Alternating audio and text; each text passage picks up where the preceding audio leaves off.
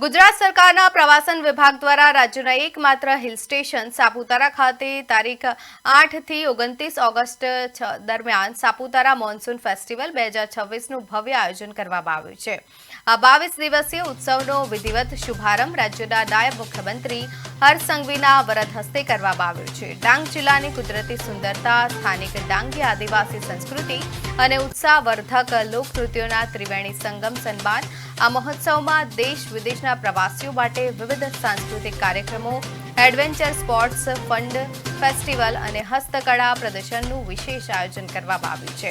ચોમાસાની ઋતુમાં પ્રાકૃતિક સૌંદર્યથી ખીલી ઉઠેલા સાપુતારામાં આયોજિત આ ઉત્સવ પ્રવાસીઓ માટે આકર્ષણનું મુખ્ય કેન્દ્ર બની રહેશે।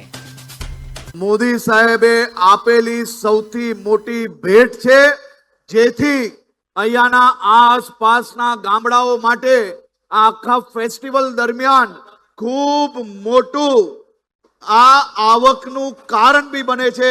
તેવા મોન્સૂન ફેસ્ટિવલમાં પધારેલા દેશભરમાંથી સૌ પ્રવાસીઓનું હું ગુજરાતમાં સ્વાગત